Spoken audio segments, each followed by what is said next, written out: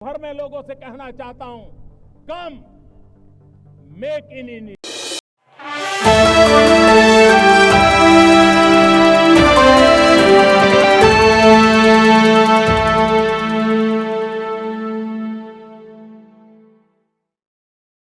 बिहार विधानसभा चुनाव का परिणाम आने के अगले दिन लालू प्रसाद यादव के परिवार में त्रासदी की बड़ी तस्वीर सामने आई।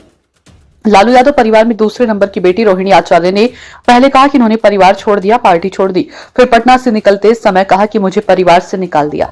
तेजस्वी यादव के दो करीबियों का नाम लेकर कहा कि उनके बारे में बोलने पर चप्पल उठाई जाती है। अब आज सोशल मीडिया पर लिखा कि मुझ पर चप्पल उठाई गई, लेकिन क्या बात बिहार चुनाव परिणाम आने के बाद शुरू हुई?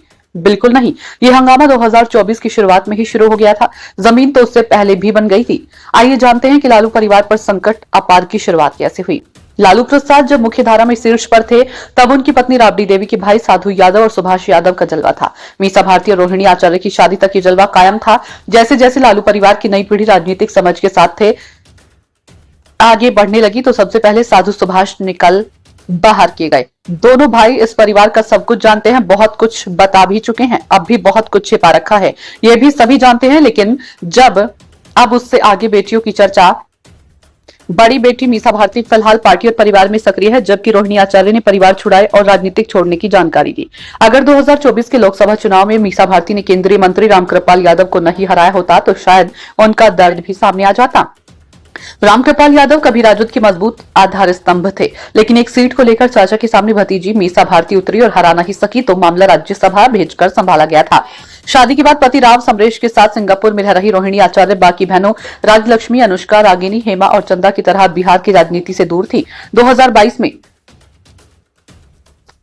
जब सिंगापुर बुलाकर पिता लालू प्रसाद को रोहिणी आचार्य ने अपनी किडनी दान में दी और इलाज कराने के बाद भारत भेजा, तब तक उनके प्रति सहानुभूति को लहर फैल चुकी थी। लालू प्रसाद ने बिहार में एक सभा को वर्चुअल तरीके से संबोधित किया तो भी रोहिणी को लेकर नारे लगे। उन्होंने बेटी से जीवन दान मिलने का जिक्र भी किया। इन परिस्थितियों ने रोहिणी आचार्य के लिए राजनीतिक जमीन तैयार कर दी। 2023 के अंत को थोड़ा यादव करना होगा।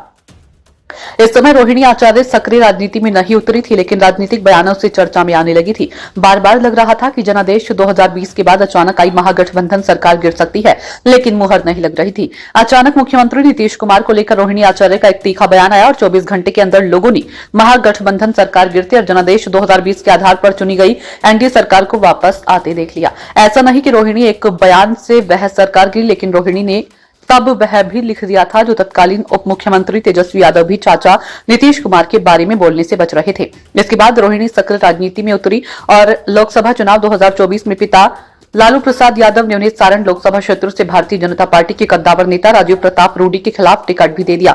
इस चुनाव में रोहिणी की हार के बाद से ही लालू परिवार में उनका सितारा खराब दिखने लगा। मीसा भारती ने राज्यसभा